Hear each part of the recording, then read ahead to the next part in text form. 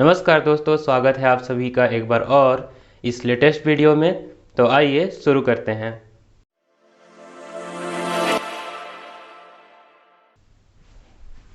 देखिए, हमने last class में क्या पढ़ा था। ये पढ़ा था कि कथन से समीकरण कैसे बनाया जाता है। कोई कथन हमें दे दिया होता था और उसे समीकरण कैसे बनाया जाता था। तो वैसे ही हमने एक समीकरण लिखा है। आज का हमारा जो टॉपिक है उसमें हम पढ़ेंगे, ये बता दूं मैं आपको, युगपद समीकरण और इनके हल। युगपद समीकरण और उनके हल। अभी क्या चीजें होती हैं उसको बारी बारी समझते हैं।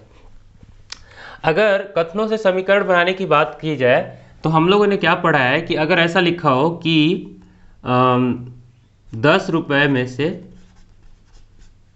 10 रुपए, इतना लिखते हैं, 10 रुपए राम और मोहन को मिले, राम और मोहन को मिले। तो ये कह दिया गया कि 10 रुपए हैं और 10 रुपए में राम और मोहन को मिले। तो हम लोगों ने कह दिया कि अगर राम को मिलने वाले जो पैसे हैं अगर x हो और जो मोहन को मिलने वाले पैसे हैं वो y हो, तो इस आधार पर हम कह सकते हैं कि x प्लस वाई बराबर 10। ये हमने मान लिया था। क्या माना था? कि राम को x रुपए मिले और मोहन को y रुपए मिले। तो देखिए, टोटल पैसे तो 10 रुपए हैं, तो उस हिसाब से x रुपए अगर राम को मिलते हैं, y रुपए मोहन को मिलते हैं, तो दोनों का योग कितना हो जाएगा? 10 हो जाएगा। तो ये हमने कथनों से समीकरण बनाना सीखा था। अब देखिए, युगपत समीकरण का कोई अलग से तात्पर्य नहीं होता है। अगर एक साथ दो समीकरण होते हैं और दोनों संबंधित होते हैं, एक साथ दो समीकरण होते हैं और वो दोनों क्या होते हैं? एक दूसरे से संबंधित होते हैं, उन्हें हम कहते हैं युगपत समीकरण। तो चलिए समझते हैं युगपत समीकरण क्या होता है इस उदाहरण से। मैंने एक उदाहरण लिख रखा है पहले ही कि कक्षा 10वीं के 10 विद्यार्थियों ने एक विज्ञान क्विज प्रतियोगिता में भाग लिया। ठीक है, भाग लेने वाले लड़कियों की संख्या लड़कों की संख्या से 4 अधिक है, तब लड़के व लड़कियों की संख्या क्या रही होगी? तो देखिए, प्रश्न हल करने से पहले सबसे पहला स्टेप आप याद रखिएगा कि प्रश्न में क्या क्या कोऑर्डिनेट्स ले रखे हैं। मतलब इस प्रश्न में क्या क्या चीजें बताई गई हैं। एक तो लड़कों और एक लड़कियों की संख्या बताई गई है और विद्यार्थी थे। तो आपको बस उन चीजों पर ध्यान देना है जिनमें कोई ना कोई संबंध दिया गया हो। पहली बात तो इसने कह दिया कि कक्षा 10वीं के 10 विद्यार्थियों की संख्या कितनी कह दी? 10 कह दी। ठीक है, अब उन विद्यार्थियों में लड़के और लड़कियां दोनों थी, तो लड़के और लड़कियों की संख्या में क्या संबंध बताया गया? देखो कि जो लड़कियों की संख्या थी वो लड़कों की संख्या से कितनी अधिक थी? 4। तो ये दो संबंध दिखे। पहला तो क्या कि टोटल विद्यार्थियों की संख्या कितनी थी? 10, और जो लड़कियों की संख्या थी वो लड़कों की संख्या से कितनी अधिक थी? 4। तो अगर मुझे अब इस कथन से समीकरण बनाना है तो पहले तो मैं ये करूंगा कि माना लड़कों की संख्या बराबर में लिख देता हूं x। ठीक है, फिर मैं क्या कर देता हूं उसी तरह, तथा लड़कियों की संख्या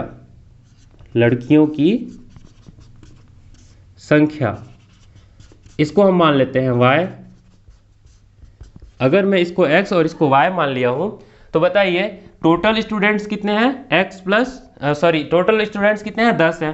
तो उस आधार पर हम कह सकते हैं कि नहीं, प्रश्नानुसार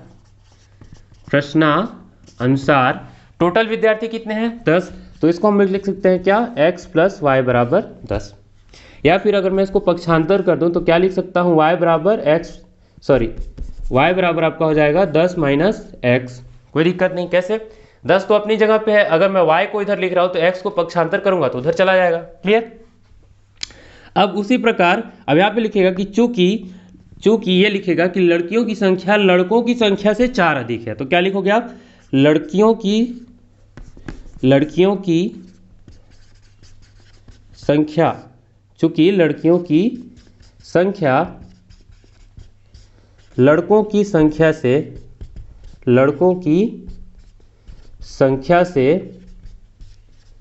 4 अधिक है, 4 अधिक है, कॉमा लगा लीजिए। अतः अब देखिए लड़कों की संख्या कितनी है? x और लड़कियों की संख्या कितनी है? y। तो इसका मतलब 4 अधिक होने का मतलब है कि x प्लस 4। भाई लड़कों की संख्या से 4 अधिक है ना, तो लड़कियों की संख्या कितनी है, y कितनी ज़्यादा है, लड़कों की संख्या से कितनी ज़्यादा है, 4। तो हम लोगों ने क्या लिख लिया, x + 4, कोई दिक्कत नहीं। तो यहाँ से देखिए, इसको अगर मैं समीकरण 1 लिख लेता हूँ और इसको समीकरण में 2 लिख लेता हूँ, ऐसा मान लेता हूँ, तो समीकरण 1 और 2 में से आप क्या देख रहे हो कि दोनों पे y का मान निकालना है x के टर्म में, मतलब ऐसा है कि y का मान जो है x के टर्म में लिखा हुआ है। तो ये तो हो गए युगपत समीकरण, इसी को कहते हैं हम लोग युगपत समीकरण। कि किसी एक क्वेश्चन में दो अलग अलग समीकरण आ गए तो हम ये कह सकते हैं कि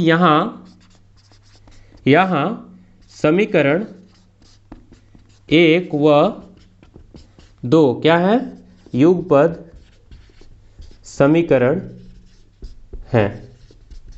ठीक है, तो समीकरण 1 और 2 क्या है, युगपत समीकरण है। तो अब इन युगपत समीकरणों का क्या करें, तो देखिए इन युगपत समीकरणों का हल निकाला जाता है। हल निकालने का मतलब प्रश्न में हमसे क्या पूछा है कि लड़के तथा लड़कियों की संख्या क्या रही होगी, मतलब हमको x और y का मान निकालना है। तो उसको निकालने के लिए 2 तरीके होते हैं, 2 या 3 तरीके होते हैं। तो आज हम जो डिस्कस करेंगे, जिसको हम बोल रहे थे हल, वो होता है आलेखी विधि। आलेखी विधि से युगपत समीकरण का हल। इसको करने का बहुत आसान तरीका होता है, समझते हैं, ध्यान से देखिएगा।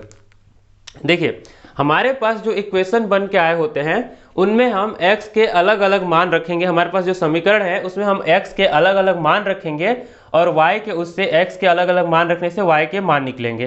तो समीकरण 1 से आप क्या करोगे कि जैसे जैसे आप x का मान रखोगे वैसे वैसे y का मान निकलेगा, उसके लिए एक अलग सारणी बना लोगे।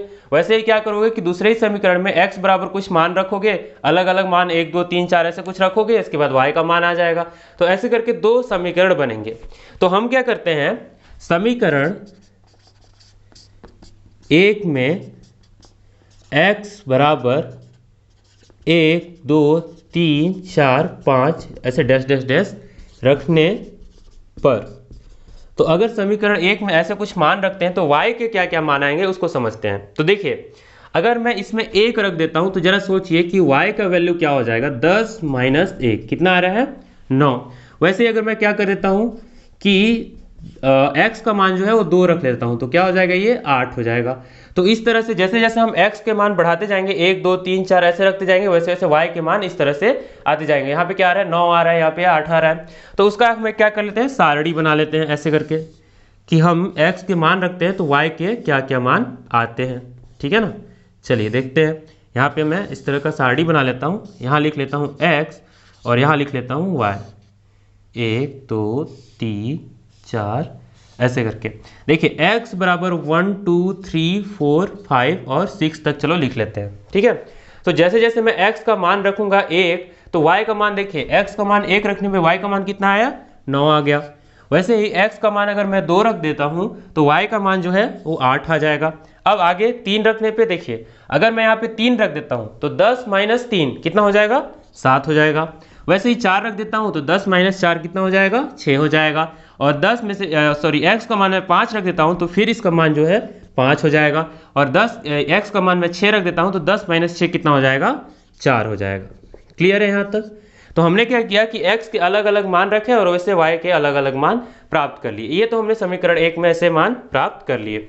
अब वैसे ही हम क्या कर लेते हैं, समीकरण 2 के लिए सेम स्थिति में तो हम लोग क्या लिख लेते हैं कि समीकरण 2 में x बराबर 1 2 3 4 5 डैश डैश डैश डैश रखने पर। तो वैसे ही हम क्या कर रहे हैं यहाँ पे कि अब समीकरण 2 में हम x के अलग अलग मान रख रहे हैं और वैसे ही क्या करेंगे, हम एक टेबल बना लेंगे। तो चलिए रख के देखते हैं और टेबल बनाते हैं। तो यहाँ से क्या हो जाएगा, देखिए मेरी लाइन जिगजैग हो जा रही है। तो देखिए यहाँ लिख लेता हूँ मैं x और यहाँ लिख लेता हूँ y, 1 2 3 4 5, यहाँ से 1 2 3 4 5 और 6।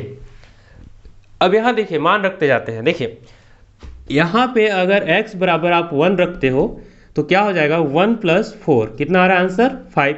वैसे ही आप क्या कर दो कि x बराबर 2 रख दो तो 2 + 4 बराबर कितना आ रहा है, 6।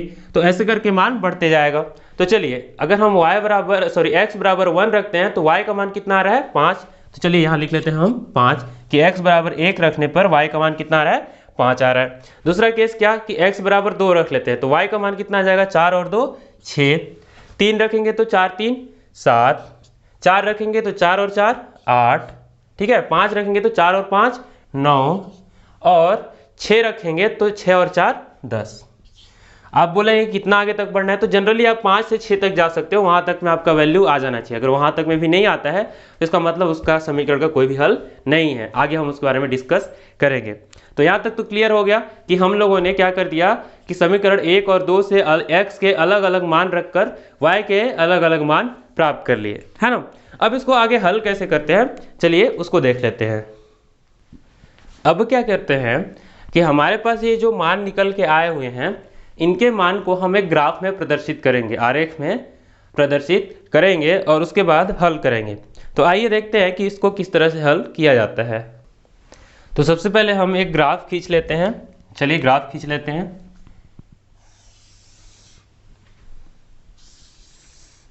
ये हमने एक ग्राफ खींच लिया है। अब इसमें हम नंबरिंग भी कर देते हैं, 10 तक कर लेते हैं।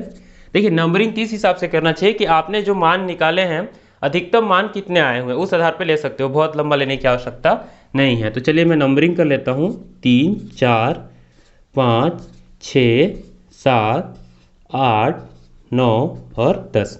वैसे ही ऊपर भी ले लेते हैं 1 2 3 4 5 6 7 8 9 और ये थोड़ा और ऊपर ले लेते हैं, ये हो जाएगा 10। तो यहाँ लिख लेते हैं 1 2 3 4 5 6 7 8 9 और फिर 10। अब देखिए कैसे करना है इसको, करना ये है कि आपको जितने जितने पॉइंट्स हैं, जैसे कि देखिए x बराबर 1 पर y का कितना मान है, 9 है।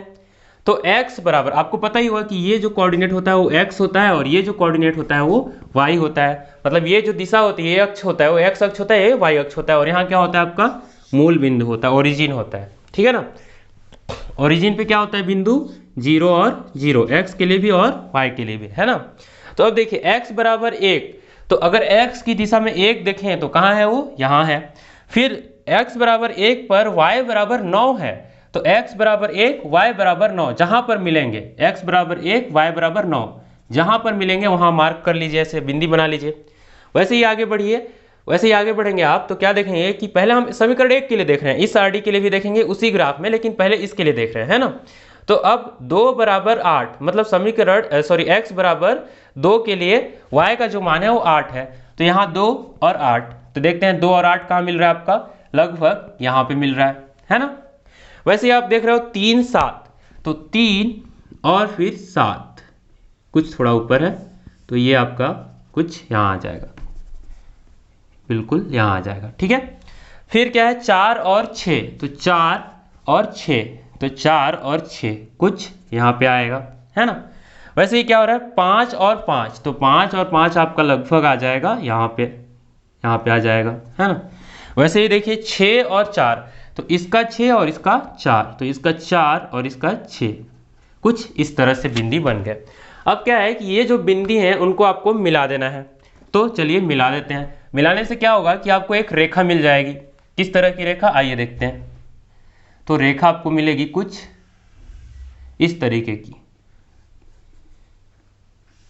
ये आपको एक रेखा प्राप्त हो गई, ठीक है। ये देखिए, अब ये तो हमने कर लिया किसके लिए, पहले वाले सारणी के लिए। आइए अब देखते हैं कि दूसरे वाले सारणी के लिए क्या स्थितियां बनती हैं। तो देखिए यहाँ पे क्या है कि x बराबर 1 पर 5 है, तो x बराबर 1 पर 5, x बराबर 1 पर 5 एक बिंदु यहाँ आएगा, ठीक है। फिर x बराबर 2 पर 6 है, तो x बराबर 2 पर 6 है, यहाँ ले लिया। फिर क्या है x बराबर 3 पर 7 है, तो यहाँ 3 और यहाँ पर 7, तो मतलब अप्रोक्सीमेटली यहाँ पे कहीं भी आएगा, ठीक है। 4 पे 8 है, तो 4 यहाँ और 8 यहाँ पे है, ठीक है। अब 5 पे 9 है, तो 5 यहाँ और 9 यहाँ है, ठीक है। अब 6 पे 10 है, तो ये 6 और ये आपका हो गया आपका 10। तो यहाँ से भी आप जहाँ जहाँ बिंदु हैं उनको आप मिलाएंगे तो आप देखेंगे कि वहाँ पर भी एक रेखा ऐसे बन जाएगी। चलिए मिला के देखते हैं। ये देखिए ये रेखा बन गई, देख पा रहे हैं आप। तो इस तरह से एक रेखा बन गई। अब जो जो बिंदु आपने रखे हैं उन सभी बिंदुओं पे उनके नाम लिख दीजिए। क्या मतलब है इसका कि 1 9, ये जो बिंदु बिंदु लिया था मैंने 1 9, ये बिंदु कौन सा है 1,9 है। फिर 2,8 है ना। फिर क्या है यहाँ पे 3,7 है, ये वाला क्या है आपका 3,7 है ना। फिर क्या है 4,6 है, 4 कहाँ है आपका 4,6 ये वाला है, ठीक है। फिर क्या है 5,5 है ये। उससे क्या होगा आपको पता चल जाएगा कि इनके मान आपको कैसे रखने हैं। ये है आपका 6,4 है ना। अब इसके भी रख लेते हैं। तो यहाँ पे क्या है 1,5 1,5, ठीक है। फिर क्या है 2,6 3,7, ठीक है ना 3,7 और फिर 4,8 फिर 5,9 और फिर 6,10। तो जो जो बिंदु थे जहाँ जहाँ हमने बिंदु बना रखा था वहाँ पे हमने क्या कर दिया, ऐसे नाम लिख दिए कि जो जो भी पॉइंट्स थे वो हमने रख दिए। अब आप देखिए इसमें कॉमन सी चीज़ क्या देखने को मिल रही है आपको। एक सबसे कॉमन चीज़ जो मिल रही है आपको देखने के लिए वो ये है कि 3,7 पे ये दोनों रेखाएं मिल रही हैं। ये है आपका 3,7 देखिए, है ना। और यहाँ से भी दोनों रेखाओं में देखिए, दोनों रेखाओं में आप क्या देख रहे हो, ये वाला बिंदु क्या है 3,7 है, यानी कि x बराबर 3 पर y बराबर 7 यहाँ पर भी है, x बराबर 3 पर y बराबर 7 यहाँ पर भी है। मतलब दोनों सारणी में एक ऐसा कॉमन आपको देखने को मिलेगा। जैसे यहाँ पे देखिए ये वाला कॉमन दिख रहा है ना आपको। तो x बराबर 3 पर y बराबर 7 जहाँ पर प्रतिच्छेद कर रहे हैं, प्रतिच्छेद मतलब हमने क्या किया कि बिंदुओं के सहायता से एक रेखा का निर्माण कर दिया, बिंदु को मिलाया तो रेखा का निर्माण हुआ। और वे जो बिंदु जहाँ पर काटे, यहाँ पर काट दिए, मतलब जो क्रॉस कर दिए, जहां पर काटे वहां पर कौन सा बिंदु था 3 और 7 था। तो 3 और 7 बिंदु पर दोनों के क्या हो जाएंगे, मिल जाएंगे वहां पे। तो उसकी वजह से जिस बिंदु पर या जिस कटान बिंदु पर वे मिलेंगे वहीं पर होगा इसका अभीष्ट हल, या फिर x और y के मान होंगे, है ना। तो इसका मतलब क्या हुआ कि अगर जो ग्राफ है उस पे x और y के मान कितने कितने आ रहे हैं 3 और 7, कहाँ पे जब वो एक दूसरे को क्या कर रहे हो, काट रहे हो। तो उस हिसाब से आप क्या कह सकते हो कि अतः बिंदु 3,7 पर दोनों रेखाएं मिलती हैं, अर्थात समीकरण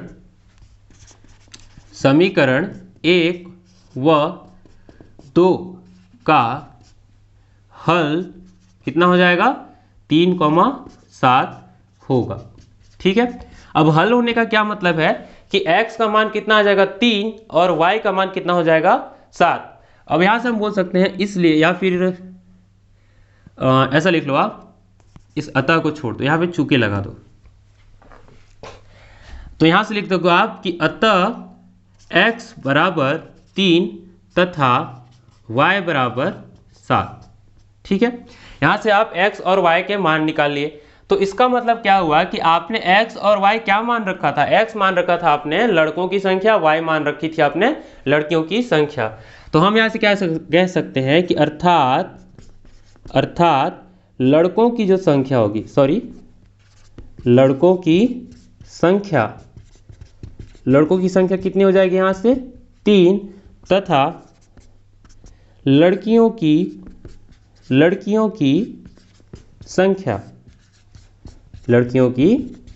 संख्या ये कितनी हो जाएगी 7। तो ये तो आपने बता दिया कि लड़के और लड़कियों की संख्या इतनी होगी। अब देखिए क्या ये जो प्रश्न बोला था और जो हमने लाया है उत्तर, क्या ये बिल्कुल सही है, कैसे पता करें। तो देखिए पहली बात तो इसने क्या कह दिया था कि टोटल स्टूडेंट यानी कुल विद्यार्थी कितने हैं 10 हैं। तो इसका मतलब है कि मेरे पास जितने भी विद्यार्थी आए हैं उनका योग कितना होना चाहिए 10 होना चाहिए। कहने का मतलब जो हमारा समीकरण बना था कि x प्लस y बराबर 10 होना चाहिए, तो इस समीकरण को ये जो मान है वो संतुष्ट करने चाहिए। संतुष्ट करने का मतलब क्या है कि अगर यहाँ पे मैं x बराबर 3 और y बराबर 7 रखो तो आंसर कितना आना चाहिए 10 आना चाहिए, मतलब बायां पक्ष और दायां पक्ष बराबर होना चाहिए। तो अगर ऐसा है तो देखिए 7 और 3 कितना हो गया 10, और पहले से ही कितना है 10, तो ये तो चीज़ प्रूव हो गई, एक कंडीशन प्रूव हो गया। अब दूसरा क्या है कि लड़कियों की संख्या लड़कों की संख्या से 4 अधिक होनी चाहिए। तो उसके लिए हमने जो इक्वेशन बना रखा था वो क्या बनाया था, y बराबर x + 3 ये बनाया था। अब इसमें क्या है कि इस पर भी हम x और y के मान रखते हैं और बाएं पक्ष और दाएं पक्ष को बराबर करते हैं। तो बराबर आता है या नहीं इससे हम चेक कर लेते हैं। तो y का मान कितना है बच्चों, 7 है, x का मान कितना है, 4 है, और ये हो गया 3। आप क्या देख पा रहे हो यहाँ से, 7 और बराबर 4 और 3 कितने हो जाएंगे, 7। तो यहाँ से आप क्या देख रहे हो कि दोनों के दोनों कंडीशन क्या हो गए, प्रूफ हो गए, सेटिस्फाई हो गए। इसका मतलब ये हो गया कि हमारा जो उत्तर आया वो बिल्कुल सही है। ठीक है, समझ पाए। तो ये हो गया आपका फाइनल उत्तर कि लड़कों की संख्या कितनी थी, यहाँ पे 3 थी और लड़कियों की संख्या कितनी थी, 7 थी। आइए देखते हैं एक और उदाहरण, उससे समझते हैं जिससे और भी क्लियर हो जाएगा। आइए देखते हैं एक और उदाहरण। मैंने एक उदाहरण लिख रखा है जिसमें x + 2y = 4 है और दूसरा है x + 2y = 8। दो इक्वेशन है हमारे पास। देखिए इक्वेशन डायरेक्ट नहीं आएंगे, आपको कथन दिए जाएंगे, कथन से आपको इक्वेशन बनाना है, तो वो तो आप सीख चुके हो। लेकिन कई क्वेश्चन ऐसे होंगे डायरेक्ट ऐसे दे दिए हुए हैं और आपको कहा जाएगा कि आप ग्राफ विधि से इसको हल करो। तो ग्राफ विधि से हल करने के लिए जैसा कि आपको पता है कि हमें या तो x या तो y के मान ऐसे निकालने पड़ते हैं और उसके बाद हमें एक दूसरे का मान रखना पड़ता है। मतलब एक का मान रखेंगे तो दूसरे का मान आते जाता है, ऐसे ही करते हैं। तो आइए इसको करने के लिए इसको अगर मैं समीकरण 1 दे देता हूँ और इसको समीकरण 2 दे देता हूँ, ठीक है। तो समीकरण 1 को मैं क्या लिख सकता हूँ, देखिए यहाँ से इसको मैं लिख सकता हूँ x = 2y - 4, ठीक है। यहाँ से भी क्या लिख सकता हूँ मैं, x बराबर अगर हम पक्षांतर करेंगे तो 4 - 2y होगा, ठीक है ना। और यहाँ पे क्या हो जाएगा आपका 8 - 2y। तो हमारे पास दो और नए समीकरण आ गए। अब इन समीकरणों में क्या कर दें हम, अगर इसको मैं समीकरण 3 दे दूं, ठीक है, इसको समीकरण 3 दे दूं और इसको समीकरण 4 दे दूं, तो समीकरण और 3 और 4 में हम क्या करेंगे कि यहाँ पे हम देखिए उल्टा करेंगे। क्यों, देखिए यहाँ पे हम जब y के मान रखेंगे तो x के मान निकलते आएंगे। तो पिछले वाले प्रश्न में हमने क्या किया था कि x के मान रखे थे और y के अलग अलग मान आए थे, लेकिन यहाँ पर हम पहले से y का मान रखेंगे जिससे x के अलग अलग मान आएंगे। तो हम लोग क्या लिख लेते हैं यहाँ पे कि समीकरण 3 व 4 में y बराबर कितना, 1 2 3 4 5 6 डैश डैश डैश रखने पर अगर ऐसा कर दिया तो देखिए सारणी 1 क्या बनेगी आपकी, जो टेबल 1 है सारणी 1 किसके लिए, समीकरण, इसको ऐसा लिख लेते हैं सारणी 1, ठीक है ना, समीकरण किसके लिए, 3 हेतु। तो क्या हो जाएगा, चलिए देखते हैं।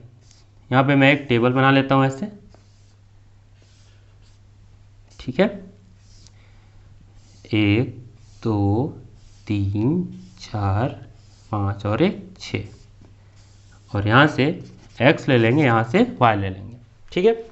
अब देखिए y के अलग अलग मान रखने हैं, तो y के अलग अलग मान तो ऐसे ही हम रख सकते हैं 1 2 3 4 5 और 6, ठीक है। अब y बराबर 1 रखने पर x का क्या मान आता है, y बराबर 1 रख दूं मैं समीकरण 3 में तो x का क्या मान आएगा। तो आइए पहले तो एक मैं सामान्य से करके दिखाता हूं आपको। देखिए x बराबर 4 - 2 और यहाँ आपको रखना है 1। अगर आप यहाँ पे 1 रख देते हो तो देखो क्या हो जाएगा, 2 1 कम 2, 2 का 1 के साथ गुणा करोगे क्या हो जाएगा 2, तो इसको लिखोगे आप 4 - 2, और फिर जब आप इसको हल करोगे तो ये हो जाएगा आपका आंसर 2। ये कहाँ, @ या फिर आप ऐसा समझो कि y बराबर 1 पर, ठीक है। अब वैसे ही क्या करें कि y बराबर 2 ले लें तो आंसर क्या हो जाएगा, देखिए y बराबर हमने क्या ले लिया, अगर 2 ले लिया तो उस केस में देखिए क्या हो जाएगा, 2 दूनी 4, मतलब 4 - 4 बराबर 0। ये कहाँ पे है, y बराबर 2 पर। वैसे ही आगे बढ़ते जाते हैं तो 4 यहाँ पे तो 2 ही है, अगर यहाँ पे क्या ले लिया, y बराबर 3 ले लिया तो आंसर क्या हो जाएगा आपका, 4 2 3 कितना हो गया बच्चों, 6। तो 4 - 6, आपको पता है आंसर क्या आ जाएगा, -2, क्योंकि आएगा 2 पर -, चिन्ह किसके साथ है, 6 के साथ, जो कि बड़ा संख्या है, इसकी वजह से क्या आ जाएगा माइनस। ये किस पे आ रहा है, y बराबर 3 पर, ठीक है ना। वैसे ही जब आगे हम हल करते जाते हैं तो देखिए x बराबर 4 पे क्या हो जाएगा, देखिए आगे देखते जाते हैं हम लोग। तो 4 माइनस 2 इंटू 4, तो ये हो जाएगा 4 माइनस 8। ठीक है, तो ये आंसर क्या हो गया -4। ये कहाँ y बराबर 4 पर। ठीक है ना। फिर x बराबर 4 माइनस 2 गुणे 5, मतलब ये हो जाएगा 4 माइनस 10 और ये बराबर हो जाएगा -6 के कहाँ पे, y बराबर 5 पर। ठीक है, वैसे ही x बराबर 4 माइनस 2 इंटू 6 और ये हो जाएगा 4 माइनस 6 दूनी कितना हो गया 12, तो 12 में से 4 घटाओगे तो कितना हो जाएगा -8 हो जाएगा, मतलब 8 होगा बट इसकी वजह से माइनस लग गया। ये कहाँ पे हो रहा है, y बराबर 6 पर। तो आप क्या देख पा रहे हो कि y के अलग अलग मान हमने रखे, 6 मान रख दिए और उससे क्या हो रहा है x के अलग अलग मान आ गए। पहले क्या गया 2, फिर 0, फिर -2, फिर -4, -6 और -8। तो चलिए लिख लेते हैं। y बराबर 1 पे आया आपका 2, 2 पे आया आपका 0 और 3 पे आया है आपका -2 और 4 पे आया आपका -4, -6, -8, ऐसे आपका आते गए। समझ में आ गया आपको कैसे मान रखने हैं। अब हम लोग क्या कर लेते हैं, वैसे ही अब सारणी 2 बना लेते हैं। तो सारणी 2 बना लेते हैं किसके लिए, समीकरण 4 हेतु। अब समीकरण 4 में भी सेम प्रोसेस क्या करेंगे हम लोग, y बराबर 1 2 3 4 5 6 तक रखेंगे और उसके बाद देखेंगे कि x के कितने मान आ रहे हैं, क्या क्या मान आ रहे हैं। ठीक है ना, आइए उसको भी देखते हैं। तो यहाँ से मैं ले लेता हूँ x y, तो यहाँ से हो जाएगा 1 2 3 4 5 और वो लास्ट वाला 6। ठीक है, 1 2 3 4 5 और 6। ठीक, अब देखिए ये तो हमने किसके लिए किया था, समीकरण 3 के लिए। अब वैसे ही हम इस समीकरण में देखते हैं। तो आइए देखते हैं, x बराबर 8 माइनस 2, x बराबर y बराबर हम 1 रख रहे हैं। ठीक है ना, तो देखिए क्या हो जाएगा 8 माइनस 2 1 कम 2, तो उत्तर क्या आ रहा है आपका 6, कहाँ पे, y बराबर 1 पर। ठीक है, वैसे ही x बराबर 8 माइनस 2 इंटू 2 बराबर हो जाएगा आपका 8 माइनस 4, मतलब हो जाएगा आपका आंसर 4, कहाँ पे, y बराबर 2 पर। वैसे ही हो जाएगा आपका x बराबर 8 माइनस 2 इंटू 3, यानी कि y बराबर 3 पर, क्या हो जाएगा 8 माइनस 6 बराबर 2 और ये हो जाएगा y बराबर 3 पर। क्लियर है। वैसे ही बढ़ते जाते हैं हम लोग, x बराबर 8 माइनस 2 इंटू 4, यानी कि y बराबर 4 पर। देख लेते हैं क्या वैल्यू आ रही है इसकी। तो आप देख पा रहे हैं क्या, 8 माइनस 8, क्योंकि 4 दूनी 8 होता है, आंसर क्या आ रहा है आपका 0। फिर आगे बढ़ते, ये कहाँ पे है, y बराबर 4 पर, है ना, y बराबर 4 पर। तो ये हो जाएगा x बराबर 8 माइनस 2 इंटू 5 बराबर क्या हो जाएगा 8 और 5 दूनी 10, यानी आंसर क्या आ रहा है आपका -2 आ रहा है ना। अब क्या कर लेते हैं, आगे बढ़ते जाते हैं। ये कितने पे है, y बराबर 5 पे, y बराबर कितने पे है 5 पर है। ठीक है, अब आगे बढ़ जाते हैं, x बराबर हो जाएगा 8 माइनस 2 इंटू 6, तो बराबर हो जाएगा आपका 8 माइनस 6 दूनी 12, तो आंसर क्या आ रहा है आपका -4, कहाँ पे, y बराबर 6 पर। क्लियर है, समझ गए आप। अब आगे यहाँ तक तो आपने मान रख लिया। अब देखते जाते हैं, जो भी मान आए उसको यहाँ पे रख देते हैं। तो 6 4 2 0 -2 और -4, तो रख लेते हैं 6 4 2 0 -2 और -4। क्लियर है। तो यहाँ तक हम लोगों ने क्या कर लिया कि x और y के अलग अलग मान निकाल लिए, मतलब y के अलग अलग मानों पर x के अलग अलग मान निकाल लिए। अब आपको पता ही है क्या करना है, हमें ग्राफ बनाना है। तो ग्राफ बनाने के लिए क्या करते हैं, चलिए मैं साइड वाला इरेज कर लेता हूँ, फिर इसके बाद ग्राफ बनाते हैं और आगे देखते हैं। तो चलिए मैं यहाँ पर वक्र खींच लेता हूँ ग्राफ के लिए, ग्राफ बनाने के लिए लाइनें इस दिशा में ये हम माइनस तरफ भी ले जाते हैं। क्यों, क्योंकि हमें माइनस पे भी वैल्यूज आए हैं। देखिए -8 तक आई है वैल्यू, तो इसको मैं थोड़ा मॉडिफाई कर लेता हूँ, इस तरह से नहीं, थोड़ा इन्हें मॉडिफाई कर लिया जाए। इन्हें हम कुछ इस तरीके के बनाते हैं। आप मानों कर देख कर उस हिसाब से ग्राफ बनाएं, ज़्यादा बेटर रहेगा। ये देखिए कुछ इस तरह से हमने ग्राफ बना लिया। देखिए माइनस में कहाँ तक गया है, -8 तक गया है। ठीक है ना, तो चलिए हम ग्राफ को 2 के पैमाने पे लेते हैं। 2 4 6 8 और 10, ये सब किसमें, माइनस में। आपको पता है बाईं ओर क्या होता है, माइनस होता है, नीचे की ओर क्या होता है, माइनस होता है। नीचे की ओर भी ले लेते हैं हम लोग, -2 -4 -6 -8 -10 -12, ऐसा कुछ ले लेते हैं। राइट में हम लोग ले लेते हैं यहाँ से 1 2 3 4 5 6 7, तो यहाँ से क्या हो जाएगा 2 4 6 8 10 12 14। ठीक है, यहाँ से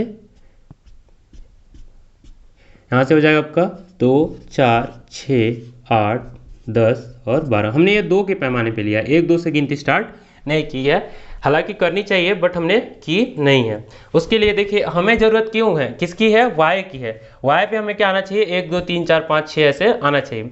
तो अगर हमने 2 के पैमाने पे लिया है तो आपको पता ही होगा कि इसका जो सेंटर है यहाँ पे 1 आएगा, और यहाँ पे कितना आएगा, 3 आएगा, यहाँ पे कितना आएगा, 5 आएगा, ऐसे करके आएगा। क्लियर है? तो चलिए आगे देखते हैं हम लोग। अब फर्स्ट टेबल को देखिए, फर्स्ट टेबल में क्या देख रहे हो आप, पॉइंट्स लगाना शुरू करिए जैसे हमने पिछले क्वेश्चन में किया था। तो y बराबर 1 पर x बराबर कितना है आपका 2, तो y बराबर 1 तो आपका ये है और x का मान कितना है 2, तो इसका मतलब ये हुआ कि ये आपका ये पॉइंट आ गया, फर्स्ट पॉइंट। क्लियर? y बराबर 2 पर 0 है, तो y बराबर 2 तो यहाँ है, लेकिन x का 0 कहाँ है, यहाँ है, तो x का 0 यहाँ आ गया। ये 2 पॉइंट हो गए। मैं यहाँ पे छोटा छोटा लिखते भी जाता हूँ ताकि बाद में लिखने की झंझट ना पड़े।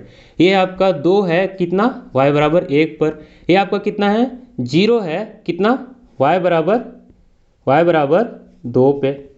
ठीक है ना, सॉरी यहाँ नहीं आएगा, ये तो 0 0 है एक्चुअली, यहाँ आएगा आपका, है ना, यहाँ लिख लेते हैं, थोड़ा सा मिस्टेक हो गया। यहाँ पे आपका क्या है, ये 0 2 है। ठीक है, आगे बढ़ते जाते हैं। तो आप क्या देखोगे, y बराबर 3 पर -2 है, तो y बराबर 3 तो यहाँ है और इसका -2 यहाँ है, तो पॉइंट कहाँ आ जाएगा, यहाँ आ जाएगा। ठीक है, ये आप पॉइंट क्या है आपका, क्या है आपका पॉइंट, ये है आपका -2 और 3, मतलब 3 पर -2 मान आ रहा है। वैसे ही 4 पे -4, तो ये है आपका 4 और ये भी आपका 4, तो ये आएगा समथिंग यहाँ पे, है ना। ये आपका पॉइंट क्या है, -4 4 है। फिर आगे 5 पे -6, तो 5 आपका यहाँ पर है और -6 यहाँ पर है, -6 यहाँ पे, ये आएगा अप्रोक्सीमेट यहाँ पे, तो आपका ये हो जाएगा ये -6 और 4। ठीक है ना। ये चीज़ तो आपको पता है कि पहले x के वैल्यू को लिखा जाता है, इस वजह से हम कॉमा में ऐसे ब्रैकेट में इसको लिख रहे हैं ना, इसकी वजह से कंफ्यूज नहीं होइएगा। y का जो वैल्यू होता है वो बाद में आता है, राइट में आता है, पहले क्या आता है आपका x का वैल्यू आता है ना। अब x बराबर y बराबर 6 पे x का मान कितना है, -8, तो ये है आपका इसका 6 और ये है इसका 8, तो ये पॉइंट आएगा समथिंग यहाँ पे। ठीक है ना, ये देखिए ये आपका क्या, -8 और कॉमा 6। अब देखिए वही सेम प्रोसेस हमने क्या किया था, लाइनों को मिला दिया था जिससे एक रेखा प्राप्त हो गई थी। तो आइए लाइनों को मिलाते हैं और देखते हैं किस तरह की रेखा प्राप्त होती है ना। चलिए खींचते हैं लाइन यहाँ से, तो ये आपका ऐसा कुछ बनेगा, ऐसे हम लोग इसको आगे से बढ़ा सकते हैं, इसकी कोई दिक्कत नहीं है। ठीक है, एक लाइन तो ऐसी हमें प्राप्त होगी। अब टेबल 2 बनाते हैं और उससे देखते हैं उसमें किस तरह की लाइन आती है। ठीक है ना, चलिए तो यहां से देखिए क्या है, y बराबर 1 पर x बराबर 6 है, y बराबर 1 पर x बराबर 6, मतलब ये बिंदु कहीं पे आएगा यहाँ पे। फिर क्या है, y बराबर 2 पर बिंदु क्या है 4, तो y बराबर 2 पर बिंदु क्या है आपका 4, मतलब ये आएगा समथिंग यहाँ पे। ठीक है, फिर देखिए y बराबर 4 पर 0 है, तो बिंदु आएगा आपका यहाँ पे कहीं पे। ठीक है, y बराबर 5 पे -2, तो y बराबर 5 यहाँ है और -2 कहाँ है, यहाँ है, तो ये आएगा समथिंग आपका यहाँ पे। देखिए -2 5, थोड़ा नीचे ले लेते हैं इसको हल्का सा, ये देखिए। ठीक है, अब y बराबर 6 पर -4 है, ये y आपका 6 और ये हो गया आपका -4, तो ये हो गया समथिंग यहाँ पे। ठीक है ना, अब इसको भी मिला लेते हैं, तो देखिए मिलाते हैं क्या मिलता है हमें, ये मिलाया, ये मिलाया, ये मिलाया और ये मिलाया। डार्क नहीं चल रहा है इसलिए आपको दिखने में प्रॉब्लम हो सकती है, ये है कुछ लाइन इस तरीके का। ठीक है ना, इसको भी हम ऐसे बढ़ा देते हैं। तो आप क्या देख रहे हो यहाँ पे, तो एक दुविधा हो गई कि ये लाइंस तो काट ही नहीं रही हैं एक दूसरे को। क्या हो रहा है यहाँ पे, लाइंस एक दूसरे को काट ही नहीं रही है, तो इसका मतलब ये हुआ कि हमारा जो समीकरण है उसका तो कोई हल होगा ही नहीं, है ना। तो इससे यही एक नई चीज सीखने को मिलती है कि जब समीकरण एक दूसरे को नहीं काटते हैं, जब समीकरण एक दूसरे को नहीं काटते हैं तो क्या होते हैं, उनके कोई भी हल नहीं होते हैं। और किस अवस्था में वो नहीं काटेंगे, जब दोनों रेखाएं क्या हो, समांतर। हालांकि ये मैंने ठीक से नहीं बना रखी है, लेकिन एक्चुअल में ये रेखाएं कुछ इस तरीके की हैं, कुछ इस तरीके की हैं। इसका मतलब क्या है कि ये दोनों समांतर हैं, ये कभी काटेंगे ही नहीं, क्योंकि ये अगर इस दिशा में जा रहा है तो ये भी इस दिशा में जा रहा है, तो कभी मिलेगा ही नहीं। या फिर ये बोल सकते हैं कि कहाँ मिलेंगी, अनंत पर। कहाँ मिलेंगी ये, अनंत पर। तो इसका मतलब होता है कि अनंत तो कहीं खत्म ही नहीं होता है, तो हम ये सीधा सा कह सकते हैं कि लाइनें कभी मिलेंगी ही नहीं। इसका मतलब क्या है कि ये दोनों लाइनें या दोनों रेखाएं क्या हैं, समांतर हैं, अतः इस समीकरण का कोई भी हल नहीं है। तो यहाँ से हम क्या लिख देंगे, अतः या फिर ऐसे आप पहले लिखो, रीजन दो, चूंकि ये रेखाएं एक दूसरे को किसी भी